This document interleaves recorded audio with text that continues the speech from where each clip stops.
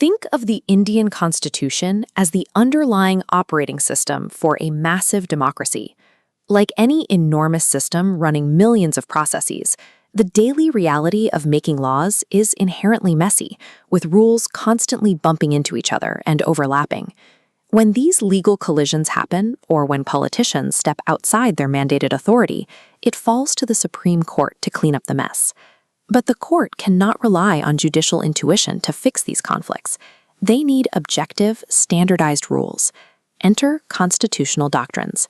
This is a framework of 10 specific tools the judiciary uses to test the exact validity of any challenged law, measuring it against the Constitution's strict boundaries. To understand how these tools function in practice, we have to watch the court deploy them across 3 distinct battlegrounds: federalism, legislative intent, and constitutional rights. The first battleground deals with jurisdiction.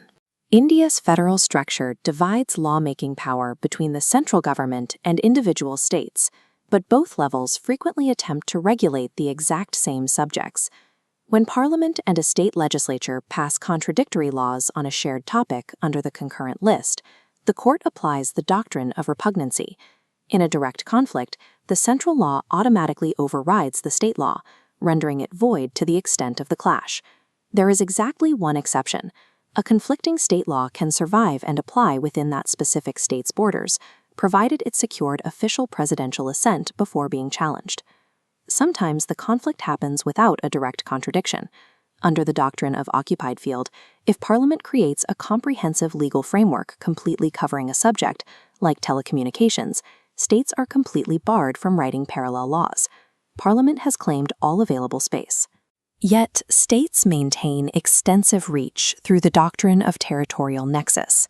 A state legislature can legally tax or regulate a company located entirely outside its borders, provided the court finds a real, substantial business connection between the state and that outside entity.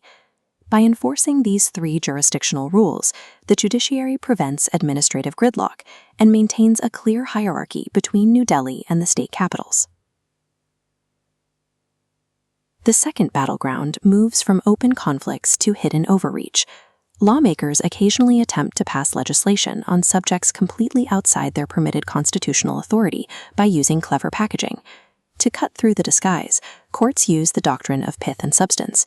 Instead of trusting the formal title of a bill, judges examine its true nature, object, and purpose to see what it actually accomplishes. For example, if a state legally regulates intoxicating liquor, that law might accidentally affect interstate trade and commerce, which is a central power. The court will uphold the state law because its primary substance is lawful liquor regulation, making the trade impact merely incidental. But when the overreach is intentional, the court applies the doctrine of colourable legislation. This operates on a strict boundary. A legislature cannot do indirectly what it is forbidden from doing directly. If a state government lacks the constitutional authority to impose a specific tax, they might try to introduce it anyway under the label of a license fee. The court strips away the name, identifies the lack of a genuine regulatory purpose, and strikes the law down. The final and highest stakes battleground focuses on what the court does when a law directly threatens a citizen's rights, or the text of the Constitution itself. When the court finds a law violates fundamental rights, it relies on the doctrine of severability to avoid total destruction. Judges surgically remove only the specific unconstitutional section. If the rest of the law can still function independently, it survives. For laws drafted before the Constitution took effect in 1950, the court uses the Doctrine of Eclipse. If an older law violates a modern fundamental right, it isn't completely erased. Instead, it becomes dormant, eclipsed by new protections. However, if the Constitution is amended to remove that restriction, the dormant law automatically wakes up, operative again without reenactment. Sometimes constitutional rights clash with one another, like the right to freedom intersecting with the right to life and personal liberty. Using the doctrine of harmonious construction, the court interprets the provisions so that neither defeats the other, keeping both rights intact. And citizens cannot legally opt out of these protections. The Doctrine of Waiver establishes that a person cannot volunteer to surrender their fundamental rights. Because these rights uphold broader constitutional values and public policy, any agreement to give them up has zero legal effect. Established in the Kesavananda Bharati case, the doctrine of basic structure prevents Parliament from using its amendment power to destroy the Constitution's identity. This means that even with a legislative supermajority and a formal constitutional amendment, Parliament cannot abolish features like judicial review or free elections. If they try, the Supreme Court strikes it down. These 5 doctrines ensure that individual rights and the structural identity of the Constitution remain the final word in any legal conflict. These 10 doctrines serve as the active, daily defense mechanisms of the Republic.